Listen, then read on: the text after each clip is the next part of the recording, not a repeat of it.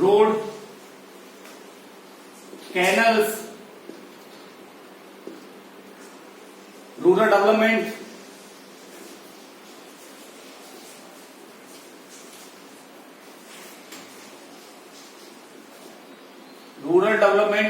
आप समझते हो ग्रामीण जो विकास मंत्रालय होता है उसके माध्यम से गांव में सड़कों का निर्माण होता है, नाली बनता है, खड़ंजा बनता है, ये सब क्या है? रूरल डेवलपमेंट है। कहीं आपका सीसी सड़क का निर्माण होता है और कहीं किसी ट्रेन का निर्माण होता है, नालियों का निर्माण होता है। ये सब क्या है? Non development expenditure, development expenditure का पार्ट होता है। ठीक है। अब दूसरे, पहला ये हो गया डेवलपमेंट एक्सपेंडिचर हो गया। दूसरा पॉइंट आता है non development expenditure. We are talking about the non development expenditure. Non development expenditure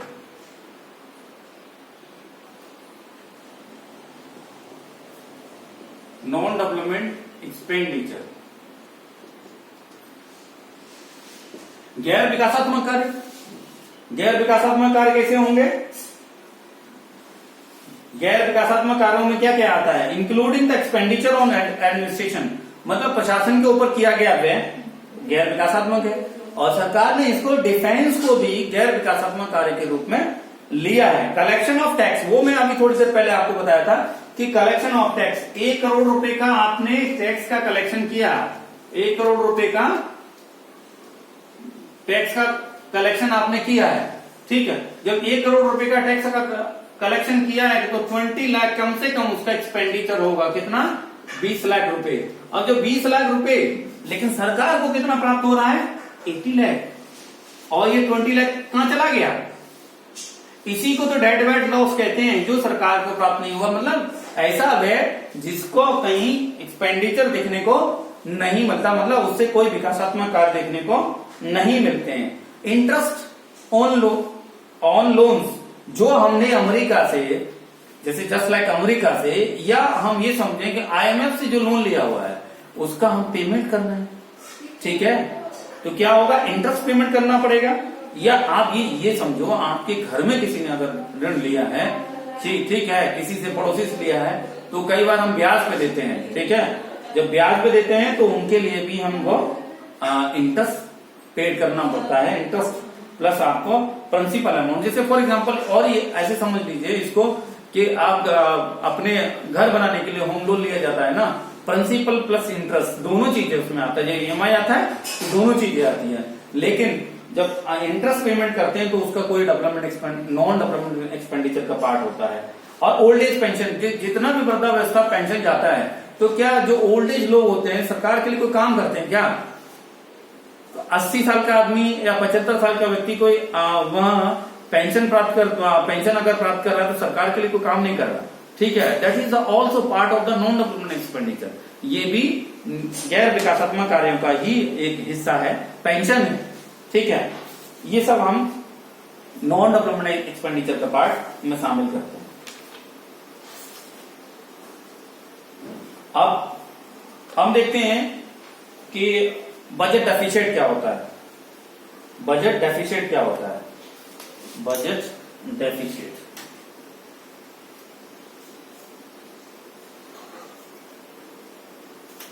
मतलब एक तरीके से ये समझ लीजिए बजटीय घाटा क्या होता है। और ये बड़ा महत्वपूर्ण है, यहां से 2 सवाल लगभग पूछा जाता है। बजट डेफिसिट,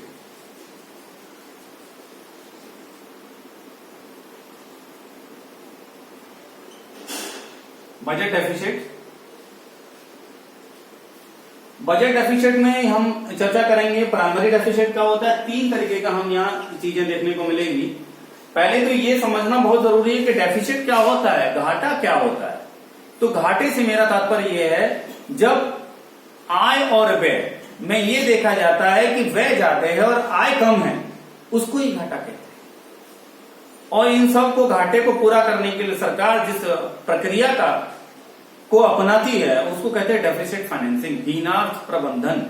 ठीक है। जिस प्रक्रिया का पालन किया जाता है वो हीनार्थ प्रबंधन कहलाती है। ठीक है। तो अभी हम यहां बात करेंगे रेवेन्यू डेफिसिट क्या है। 3 तरीके के डेफिसिट हम यहां चर्चा करेंगे। पहला है रेवेन्यू डेफिसिट। रेवेन्यू डेफिसिट दूसरा है इसमें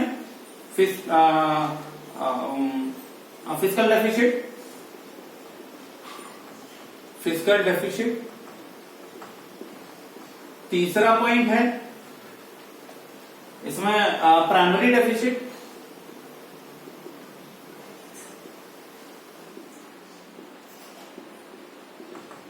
तो 3 तरीके का डेफिसिट यहां देखने को मिल रहा है। तो पहला हम ले लेते हैं रेवेन्यू डेफिसिट। रेवेन्यू डेफिसिट का मतलब सरकार के राजस्व प्राप्तियों से मतलब है जो राजस्व प्राप्तियां कम है और राजस्व व्यय ज्यादा हो रहा है, ठीक है, उसको हम रेवेन्यू डेफिसिट बोलेंगे। तो आप पहले हम एक पहला वाला ले लेते हैं, ठीक है, रेवेन्यू डेफिसिट लेते हैं। तो रेवेन्यू डेफिसिट पे चर्चा करते हैं, है क्या, कैसे निकालेंगे ये समझना बहुत महत्वपूर्ण है, ठीक है। तो बजट यहां 3 तरीके का बजट भी जान लेंगे। एक होता है डेफिसिट बजट, एक होता है बैलेंस बजट, एक होता है सरप्लस बजट। 3 तरीके का बजट होता है। तीनों तरीके के बजट में मैं बात करूंगा, लेकिन अभी हम रेवेन्यू डेफिसिट की बात कर लेते हैं, ठीक है। आरडी से हम डिनोट कर रहे हैं revenue deficit. RD is equal to R E. R E का मतलब है revenue expenditure, revenue expenditure minus deficit की बात हो रही है, इसका मतलब व्यय ज्यादा है और प्राप्ति कम हो रही है। तो आर रेवेन्यू रिसीट्स, ठीक है। अब यहां कैसे हो जाएगा, क्या समझेंगे हम, R D is equal to R E minus R E is greater than क्या, आर आर, ऐसे समझ लीजिए इसको। मतलब revenue deficit is equal to R E is equal to R E का मतलब है revenue expenditure is greater than revenue receipts, मतलब राजस्व व्यय अधिक है और राजस्व प्राप्तियां कम है, इसको हम राजस्व घाटा कहते हैं। क्या बोलते हैं, रेवेन्यू डेफिसिट बोलते हैं, ठीक है। दूसरा पॉइंट इसमें अब ये राजस्व घाटा खत्म हुआ। अब दूसरा इसमें ले लेते हैं फिस्कल डेफिसिट, बड़ा पूछा जाता है। अब आप लोगों को कनेक्ट करना होगा कि इस बार जो बजट दिया गया है, जो अब तक मैंने बजट आपको बताया है, उस हिसाब से कनेक्ट करने की आवश्यकता है कि सरकार कितने का बजट था, इसमें रेवेन्यू रिसीट्स कितना है, रेवेन्यू एक्सपेंडिचर कितना है, कैपिटल रिसीट्स कितना है और कैपिटल एक्सपेंडिचर कितना है, ठीक है। और वो डिसइन्वेस्टमेंट से कितना पैसा लेते हैं, यहां से सवाल बहुत ज्यादा पूछा जाता है कि डिसइन्वेस्टमेंट पिछले बार एक एग्जाम में आया भी है, ठीक है। कितने अमाउंट, सीधा पूछा गया कितने अमाउंट की व्यवस्था यूनियन बजट 19-20 वाले में की गई थी कि इतना अमाउंट मतलब आपको डिसइन्वेस्टमेंट के माध्यम से सरकार उसको कलेक्ट करेगी, ठीक है। ध्यान रखिएगा इस बात को, ठीक। यहां आता है दूसरा पॉइंट है फिस्कल डेफिसिट। फिस्कल डेफिसिट, ठीक। फिस्कल डेफिसिट, फिस्कल डेफिसिट का मतलब क्या है, ये जान लीजिए। फिस्कल डेफिसिट एफडी लिखते हैं शॉर्ट में, समझ जाएंगे। FD is equal to fiscal deficit is equal to क्या होगा, टोटल क्या है,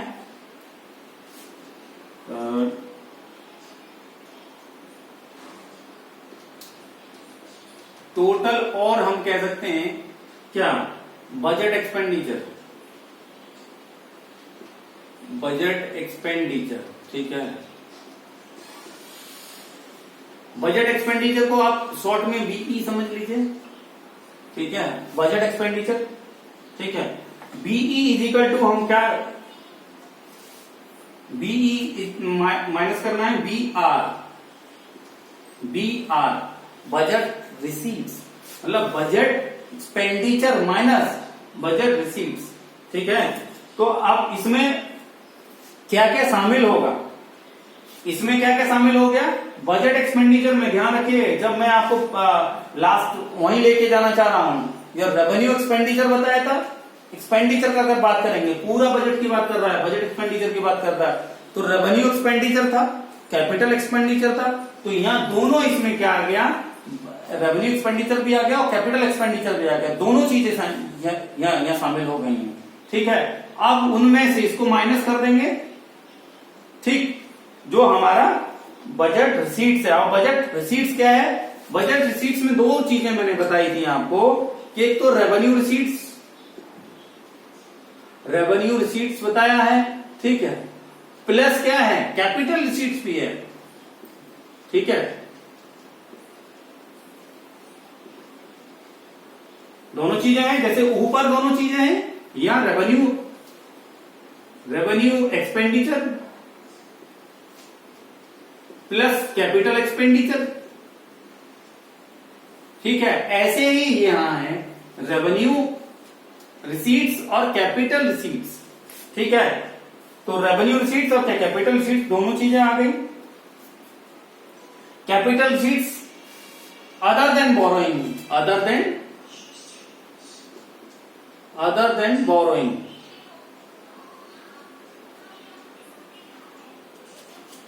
अन्य उधारियां भी इसमें शामिल की जाती हैं। जो अन्य कंट्री से हमने किसी से उधार लिया है वो भी इसमें शामिल किया जाता है। तो कुल मिलाकर के हम इसको शॉर्ट में लिखना चाहते हैं तो हम क्या लिख सकते हैं कि F D is equal to BE minus B R, इसको कहते हैं क्या? फिस्कल डेफिसिट, राजस्व फिस्कल डेफिसिट, राजस्व घाटा। नहीं, राजस्व क्यों बोलेंगे, इसको हिंदी में बोलेंगे राजकोषीय घाटा।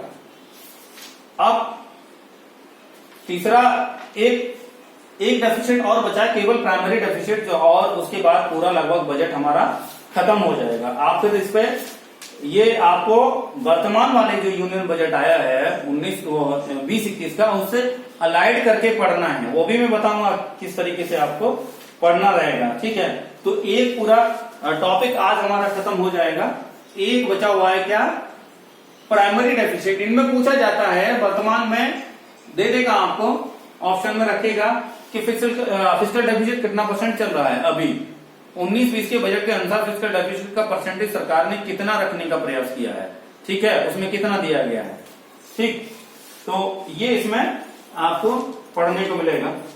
तो ये आपको पढ़ना है, primary deficit, fiscal deficit, revenue deficit, fiscal deficit और प्राइमरी डेफिसिट। अब प्राइमरी डेफिसिट में जनरली पूछा जाता है, कई बार ये निकलवाना फॉर्मूला पूछ लेता है कि कैसे इसको फाइंड आउट करते हैं, इसको प्राइमरी डेफिसिट, और ये भी पूछ लेता है कि हम राजकोषीय घाटा किस तरीके से निकालते हैं या राजकोषीय घाटे में क्या शामिल करते हैं। ठीक है, वो मैंने सब आपको बता दिया है। तो प्राइमरी डेफिसिट पीडी, मतलब शॉर्ट में आप ये समझ लीजिए प्राइमरी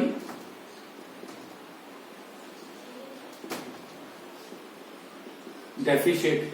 ठीक है, इसको शॉर्ट में ऐसे समझ लीजिए, PD is equal to PD का मतलब fiscal deficit, fiscal deficit is equal to हम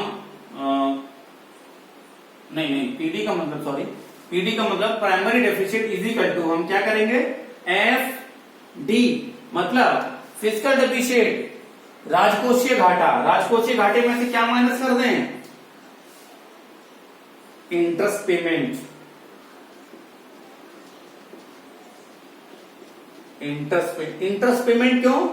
जब भैया हमने आपको ये बताया था कि रेवेन्यू एक्सपेंडिचर और कैपिटल एक्सपेंडिचर अदर देन जो लायबिलिटीज की बात थी, अदर देन बोरोइंग्स की जो बात थी, उनको देखेंगे तो हमें उसका इंटरेस्ट पेमेंट करना पड़ेगा ना।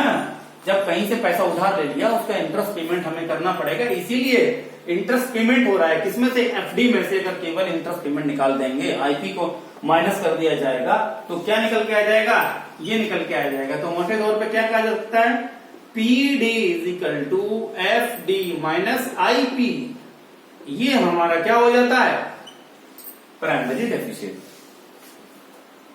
तो इस हिसाब से आज का पूरा जो मेरा लेक्चर रहा है, ये बजट के ऊपर रहा है, और बजट लगभग हमारा पूर्ण हो गया है। अभी इस बजट को, ये केवल बेसिक्स मैंने बताया, और इस बेसिक्स के बेस पे आप लोग जो यूनियन बजट अभी आया है उससे एकदम अलाइड करिए, प्राइमरी डेफिसिट कितना है, फिजिकल डेफिसिट कितना चल रहा है, सरकार ने क्या प्लान किया है, और राजस्व घाटा, राजकोषीय घाटा, प्राथमिक घाटा क्या है, कितना परसेंट का सरकार ने इसको प्लान किया है और लास्ट ईयर कितना रहा है। ये दोनों तीनों चीजें बड़ा मोटे तौर पे पूछी जाती हैं, इसलिए इसको समझने का प्रयास करिए। और आप फिजिकल डेफिसिट भी समझ गए होंगे, ठीक है, मतलब बी माइनस करते हैं बी आर को। बजट, टोटल बजट का जो एक्सपेंडिचर होगा उसमें से हम क्या माइनस कर रहे थे, बजट रिसीट्स माइनस कर रहे थे, सीधा सीधा हमारा फिर वो फिजिकल डेफिसिट निकल के आ जा रहा था। और उम्मीद करता हूं कि ये लेक्चर आपको, मुझे लगता है, पसंद आएगा। और एक और मैं बात आपको बता देता हूं कि हम जितने भी ये इस मिशन के जुड़े हुए जो लोग हैं, आदरणीय पंकज सर हों, राघवेंद्र सर हों, मैं स्वयं और रिंकू भैया, या अदर जो भी गोपाल, प्रदीप, या जितने भी और हमारे इस मिशन के सदस्य हैं, हम में से कोई भी टीचर नहीं है। तो आप ये बहुत ज्यादा एक्सपेक्ट मत करिए कि ठीक है, कि कई बार क्या है कि गलती हो जाती है, ठीक है, हमने कभी, हमारा कैसा कोई अनुभव नहीं है कि जो हम इसको इस तरीके से पढ़ाने का, या हम न तो टीचिंग के प्रोफेशन में है, ये हमारा कोई प्रोफेशन नहीं है, ठीक है। क्योंकि ऐसा मिशन आदरणीय पंकज सर ने शुरू किया था, तो हम भी उसका एक हिस्सा हैं। तो प्रयास करते हैं कि कहीं ना कहीं आपको कुछ न कुछ हेल्प की जाए। और उम्मीद करता हूं कि वीडियो अच्छा रहेगा, या जैसे भी आप लोग बताइएगा, ठीक है। आगे दूसरे टॉपिक के साथ में आगे आपसे दूसरे वीडियो में मुलाकात होगी। Okay, thank you.